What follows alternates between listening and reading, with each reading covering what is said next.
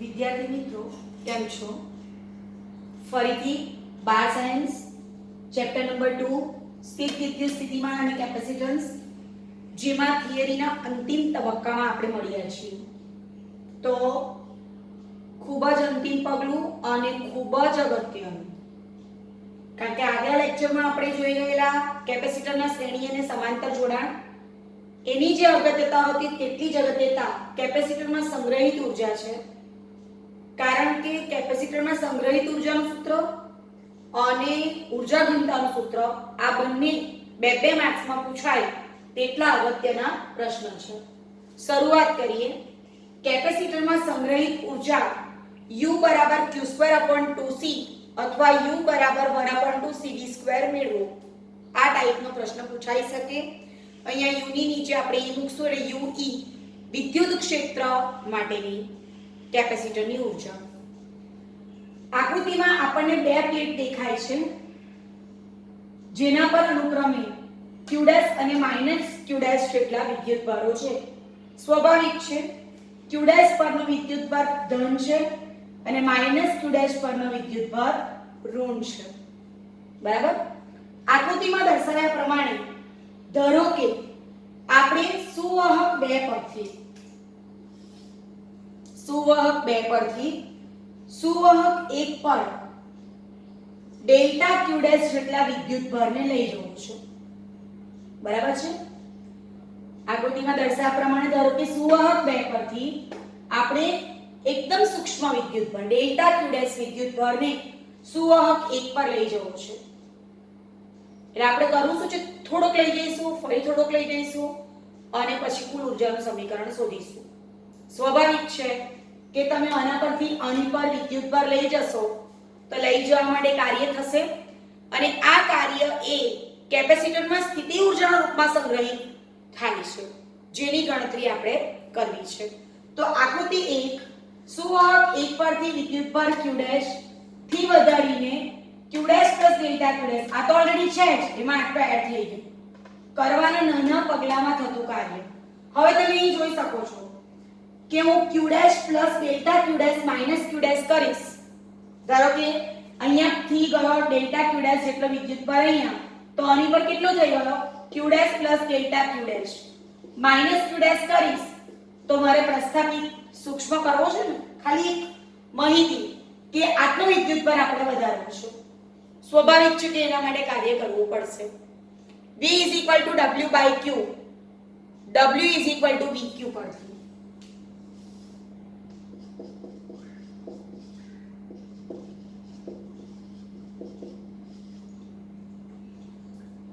સુવાહક 2 પરથી સુવાહક 1 પર ડેલ્ટા q' જેટલા સૂક્ષ્મ વિદ્યુતભારને લઈ જવા માટે થતું સૂક્ષ્મ કાર્ય ડેલ્ટા W શું લખીશું આપણે V ડેલ્ટા q'. બરાબર. હવે C q/V માટે V q/C.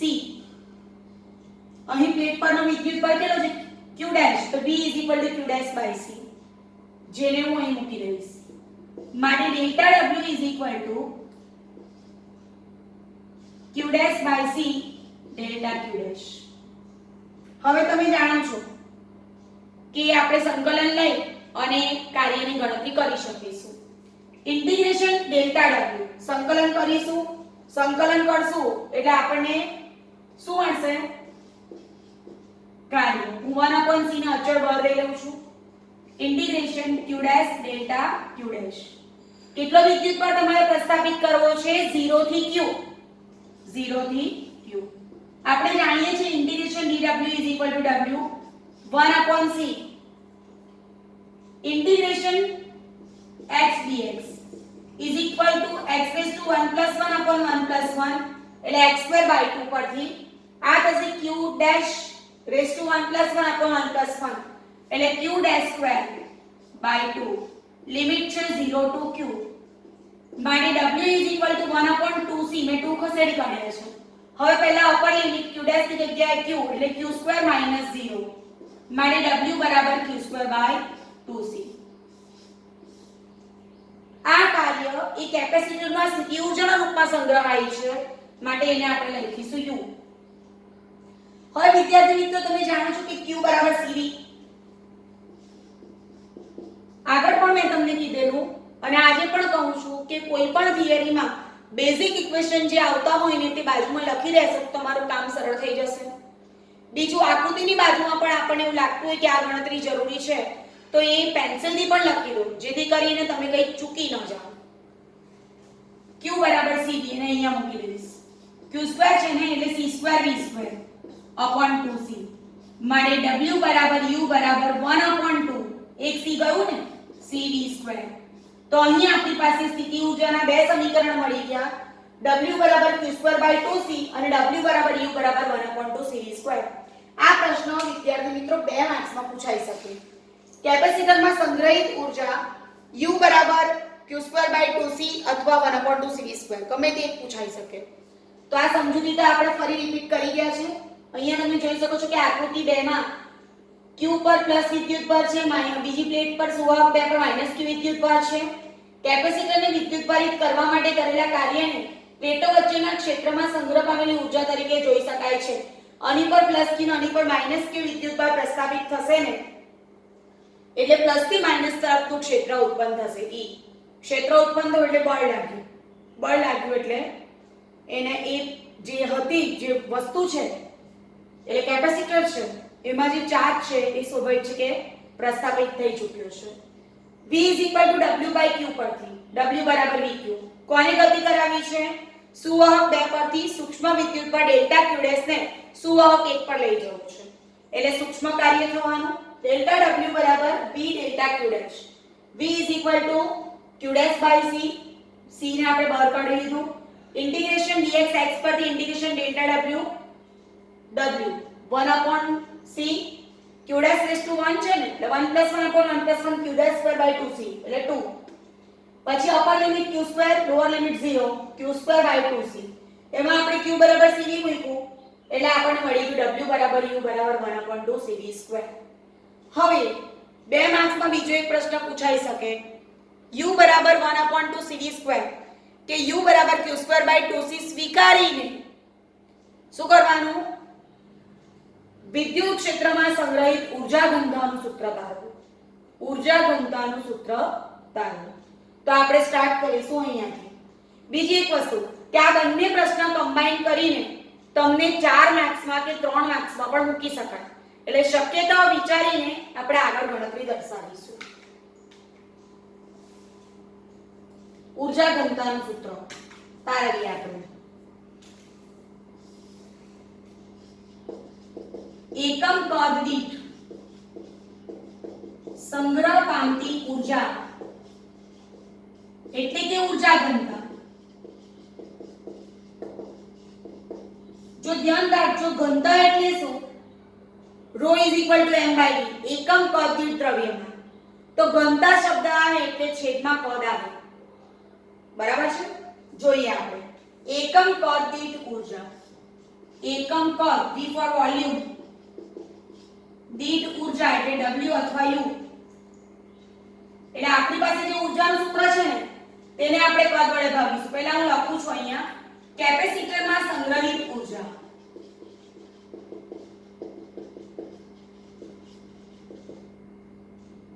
U બરાબર W બરાબર 1 upon 2 CV2.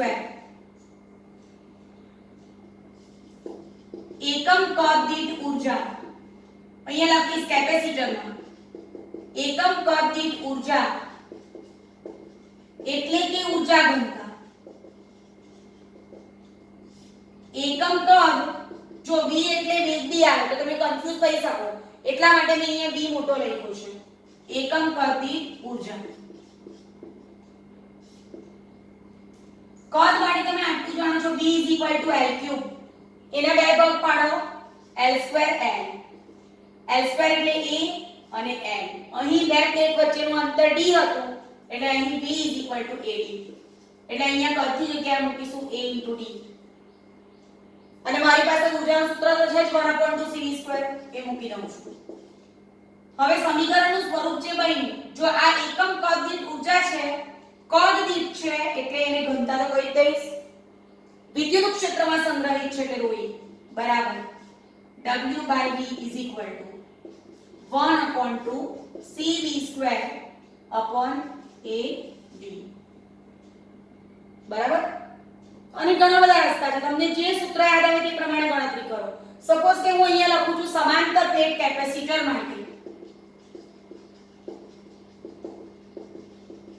C બરાબર A એપ્સિલોન 0/T મૂકી દઈએ આપણે અહીંયા આ C ની જગ્યાએ આ C મૂક્યું, નીચે AD તો છે જ અને ઉપર d² છે એટલે એ કેન્સલ થઈ ગયું 1/2 એપ્સિલોન 0. હવે તમને ખબર છે V ED માટે V/D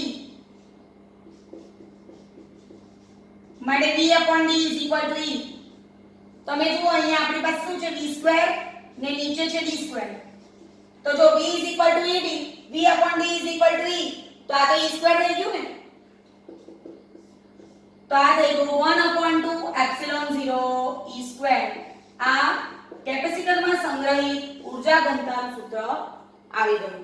બરાબર છે વિદ્યાર્થી મિત્રો? અને બીજી ઘણી બધી રીતે ગણી શકાય. હું એક બીજી રીત ગણું છું, અહીંયા ધ્યાન આપજો. બરાબર, પરીક્ષામાં તમે સૂત્ર ગોખીને નથી જવાનું, તમને જે યાદ આવે તે પ્રમાણે તમારે કિંમત મૂકીને ગણતરી કરવાની છે, પણ મેઈન ઇક્વેશન આપણને યાદ હોવા જોઈએ. આ તો આપણે સ્ટાર્ટ કર્યું ઊર્જાનું આ સૂત્ર મૂકીને. બીજું સૂત્ર મૂકીએ તો શું, તેની પણ ચર્ચા કરી લઈએ. એકમ કદ દીઠ ઊર્જા બરાબર. પહેલું સૂત્ર હતું q²/2c અને બીજું સૂત્ર હતું 1/2 cv². તો મેં 1/2 cv² વાપર્યું, હવે q²/2c વાપરું છું અને કદની જગ્યાએ AD. બરાબર. હવે આમાં q ની કિંમત કઈ કઈ મૂકી શકું? તો cv મૂકી શકું. cv મૂકીશ તો મને 1/2 cv² જ મળશે.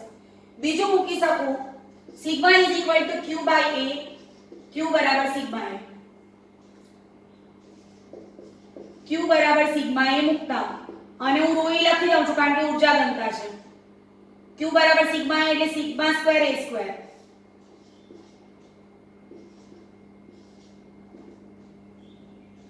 બરાબર. ચાલો હવે એક એ ઉડી ગયું. આપણે લાવવાનું શું છે તેને પણ ધ્યાન પર લઈશું.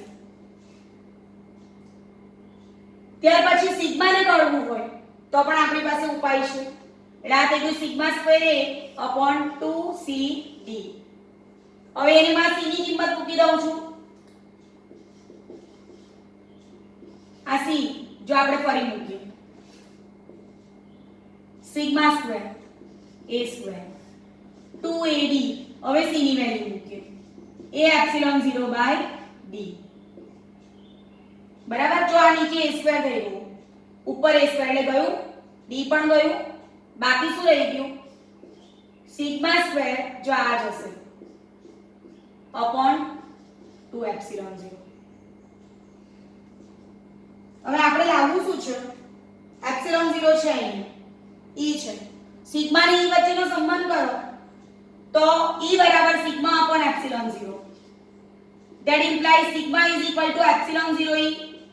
અહીંયા હું મૂકું છું આનો વર્ગ એટલે એપ્સિલોન 0² e² upon 2 એપ્સિલોન 0 એટલે ρ e બરાબર 1/2. જો અહીંયા એક એપ્સિલોન 0 ગયો, એપ્સિલોન 0 e². આવી ગયું સમીકરણ આપણું. ગમે ત્યાંથી શરૂઆત કરશો આપણને ઊર્જા ઘનતાનું સૂત્ર મળી જશે. તો વિદ્યાર્થી મિત્રો, આ સાથે ચેપ્ટર નંબર 2 સ્થિત વિદ્યુત સ્થિતિમાન અને કેપેસિટન્સની થિયરી આપણી અહીંયા પૂરી થાય છે. દાખલાના ઉદાહરણના આપણે કેટલાક ગણી ચૂક્યા છે, સ્વાધ્યાયના પણ કેટલાક ગણી ચૂક્યા છે. તો સ્વાધ્યાયના કેટલાક બીજા દાખલા તમને આજે ગણાવું છું. ઉદાહરણમાં આપણા લગભગ 2 થી 3 બાકી છે જે આપણે લાંબા હોવાથી આગલા લેક્ચરમાં જોઈશું. સ્વાધ્યાયનો 2.5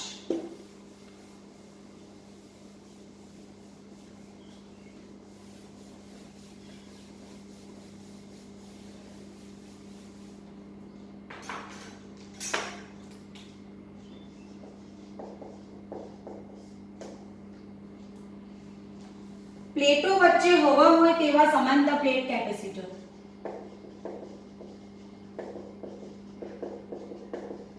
હવા હોય એટલે એપ્સિલોન 0 તેવા સમાંતર પ્લેટ કેપેસિટર ટૂંકમાં રાખશું આપણે. નું કેપેસિટન્સ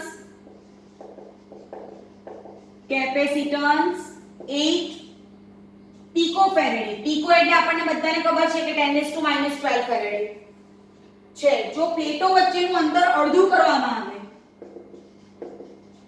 જો પ્લેટો વચ્ચેનું અંતર અડધું કરવામાં આવે એટલે શું? પહેલા d હોય તો પછી લેવાનું d/2 અને તેમની વચ્ચેના અવકાશને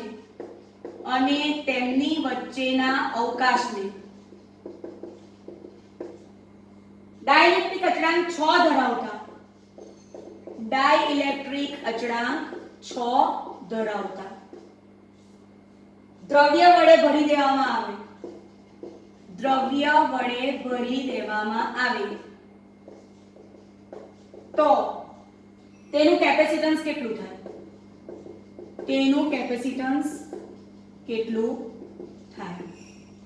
આગળ આપણે ચર્ચા કરી ચૂક્યા છે કે સ્વાધ્યાયના જે ટૂંકા દાખલાઓ છે ને તે આપણને 1 માર્ક્સ અને 2 માર્ક્સ માટે ઉપયોગી છે. વિદ્યાર્થી મિત્રો, આવા દાખલા કોઈ દિવસ 3 માર્ક્સમાં પૂછાતા નથી. પૂછાઈ જાય તો તમારું નસીબ, બાકી 2 અથવા 1 માર્ક્સમાં પૂછાય છે. એટલે આપણે જ્યારે એમસીક્યુ ની તૈયારી કરતા હોઈએ કે સેક્શન બી માં પાર્ટીની તૈયારી કરતા હોઈએ ત્યારે આવા દાખલાઓને આપણે જરાક ધ્યાન પર લઈશું. પ્લેટો વચ્ચે હવા હોય ત્યારે, એટલે પહેલો મુદ્દો હું લખું છું, પ્લેટો વચ્ચે હવા, ત્યારે કેપેસિટન્સ C બરાબર A એપ્સિલોન 0 D. આપણે ખબર જ છે હવા એટલે શૂન્ય અવકાશ એપ્સિલોન 0. ત્યારનું કેપેસિટન્સ કેટલું છે? 8 પિકોફેરેડે. સમીકરણ નંબર 1. હવે તેમની વચ્ચેના અવકાશને, પ્લેટો વચ્ચેના અવકાશમાં આપણે વાક્ય કઈ રીતના વાપરીએ? પ્લેટો વચ્ચેના અવકાશમાં K બરાબર 6, K એટલે ડાઇલેક્ટ્રિક અચળાંક, વાળું દ્રવ્ય ભરતા મળતું કેપેસિટન્સ. વાક્ય રચના પણ લખવી ખૂબ જ જરૂરી છે. ખાલી આપણે સમીકરણ લખી કાઢીને વાક્ય નહીં લખીએ, વર્ણન નહીં કરીએ તો એનો કોઈ અર્થ નથી, આપણા માર્ક્સ ઉડી જશે. C ડેશ બરાબર A એપ્સિલોન. તમને ખ્યાલ હોવો જોઈએ, શૂન્ય અવકાશ હોય, હવા એટલે પ્લેટો વચ્ચે હવા હોય ત્યારે એપ્સિલોન 0 લઈએ તો પછી એ થઈ જશે એપ્સિલોન જ્યારે મધ્યમ આવશે ત્યારે, અને અંતર થઈ ગયું અડધું. પણ આપણે જાણીએ છીએ કે મધ્યમની પરમિટિવિટી અને શૂન્યાવકાશની પરમિટિવિટીનો ગુણોત્તર k છે, એટલે એપ્સિલોન બરાબર એપ્સિલોન 0 k. એને અહીંયા મૂકી દઈશ. એપ્સિલોન ની જગ્યાએ શું મૂકવાનું? Epsilon 0 k. આ 2 ઉપર જશે, માટે C dash is equal to, જો હવે તમે સમીકરણ 1 માં જુઓ, આ તો આપણી પાસે છે જ, એટલે બાકીનું આપણે બાજુ પર કાઢી લઈએ. 2k A epsilon 0 by d. k ની કિંમત છે 6, A એપ્સિલોન 0 બાય d કેટલું છે? 8 છે. 8 × 48 = 96, એટલે 96 પિકોફેરેડે. કેટલો સરળ દાખલો છે. પ્લેટો વચ્ચે હવા હોય ત્યારે કેપેસિટન્સ C બરાબર એપ્સિલોન 0 બાય d 8 પિકોફેરેડે. પછી આપણે k બરાબર 6 ડાઇલેક્ટ્રિક અચળાંક વાળું દ્રવ્ય ભરીશું, એટલે સ્વાભાવિક છે કે એપ્સિલોન ની જગ્યાએ શું આવશે? એપ્સિલોન 0 k, જેને આપણે અહીંયા મૂક્યું છે. પછી આપણી પાસે તો આ વસ્તુ છે એટલે એને અહીંયા સાઈડ પર કાઢી લીધી. 2k * એપ્સિલોન 0 બાય d, એટલે 2 * 6 * 8 એટલે 96 પિકોફેરેડે. બરાબર. આગળ દાખલો જોઈએ. હવે મિત્રો 2.6 અને 2.7 એ ભલે ટૂંકા લાગતા પ્રશ્નો હોય પણ કેપેસિટરને લગતા છે, ધ્યાન રાખજો. એટલે એને આપણે થોડુંક વધારે મહત્વ આપીશું. જોડાણને લગતા છે. 2.6 દરેક 9 પિકોફેરેડે કેપેસિટન્સ ધરાવતા 3 કેપેસિટરો, એટલે હું શોર્ટમાં લખું છું 3 કેપેસિટરો 9 પિકોફેરેડે. સંયોજનનું કુલ કેપેસિટન્સ કેટલું? સંયોજનનું કુલ કેપેસિટન્સ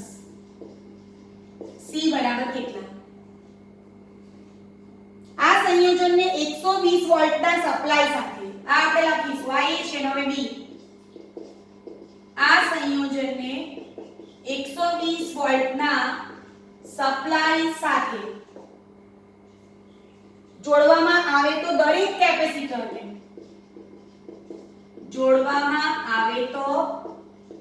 દરેક કેપેસિટરને સમાંતર સ્થિતિમાનનો તફાવત શોધો. સમાંતર સ્થિતિમાનનો તફાવત શોધો. દરેક 9 પિકોફેરેડે કેપેસિટન્સ ધરાવતા 3 કેપેસિટરોને શ્રેણીમાં આ વસ્તુ ખૂબ જ અગત્યની કયું જોડાણ છે તે જોઈએ ને શ્રેણીમાં જોડેલા છે 3 ને સંયોજનનું કુલ કેપેસિટન્સ શોધો એટલે પહેલા આપણે C શોધી કાઢીએ પછી આ સંયોજનની 120 વોલ્ટ શ્રેણી જોડાણ માટે મેં તમને આગલા લેક્ચરમાં સમજાવેલું શ્રેણી જોડાણ માટે Q સમાન હોય અને B અસમાન હોય જે અસમાન છે તેનું સમીકરણ બનાવવાનું V V1 V2 V3 અને પછી એમાં ગણતરી કરીને કિંમત મૂકવાની આપણે કરીએ ધ્યાન આપજો બધા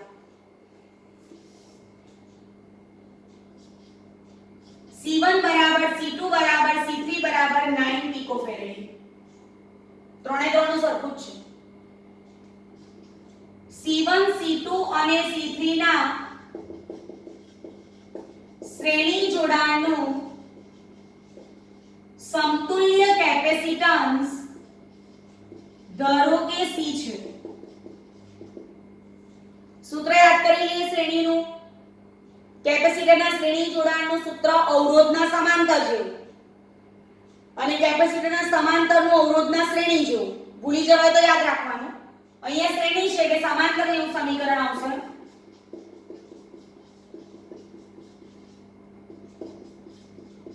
1/9 plus 1/9 plus 1/9 is equal to 3/9 એટલે C બરાબર 3 પિકોફેરેડ આ સમતુલ્ય કેપેસિટન્સ આવી ગયું 3 પિકોફેરેડ ચાલો હવે આ સંયોજનને 120 વોલ્ટના સપ્લાય સાથે જોડતા દરેક કેપેસિટરનો ને સમાંતર સ્થિતિમાનનો તફાવત શોધો તો સંયોજનને સપ્લાય સાથે જોડતા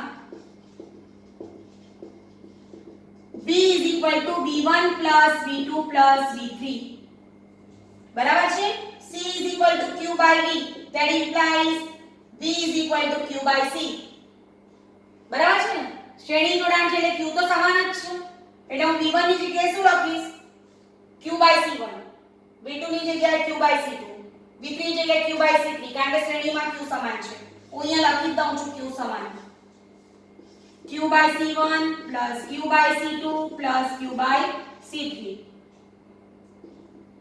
આ 120 છે Q ને આપણે કોમન કાઢી લઈએ 1/9 plus 1/9 plus 1/9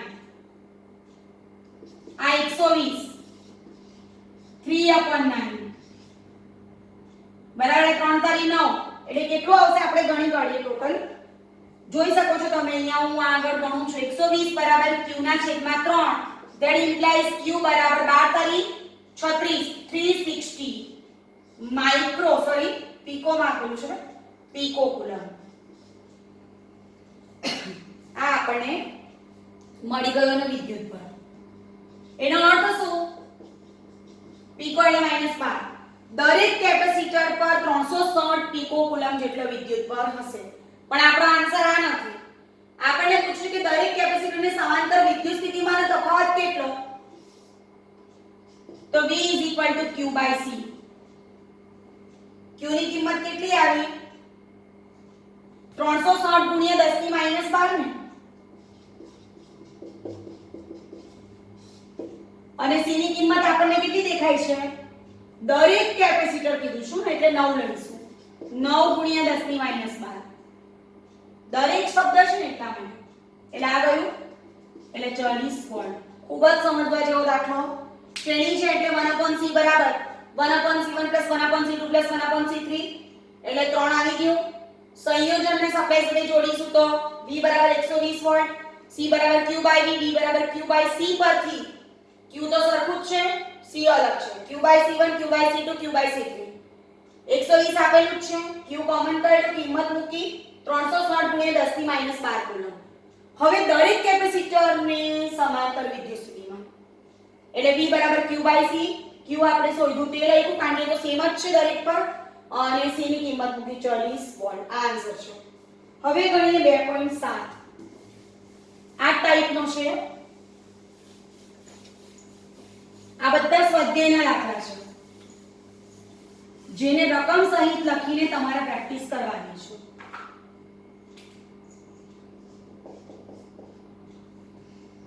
પીકોફેરેડે 3 પીકોફેરેડે અને 4 પીકોફેરેડે કેપેસિટન્સ ના 3 કેપેસિટરો હું ટૂંકમાં લખું છું સમાંતરમાં જોડેલા છે. જો પેલું શ્રેણીમાં હતું આ જોડેલા છે. સંયોજનનું કેપેસિટન્સ કેટલું એટલે C શોધવાનું છે. અને B આ સંયોજનને 100 વોલ્ટના સપ્લાય સાથે જોડવામાં આવે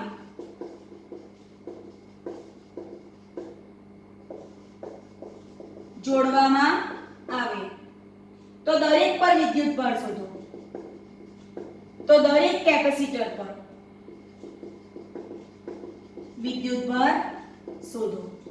આગલી જે રકમ હતી એમાં શ્રેણી હતું તેને આપણે આમ દર્શાવી શકતે આ રીતે, અને પછી આનો પાવર સપ્લાય અહીં સમાંતર છે એટલે એને આપણે આમ દર્શાવીશું. આ પહેલું,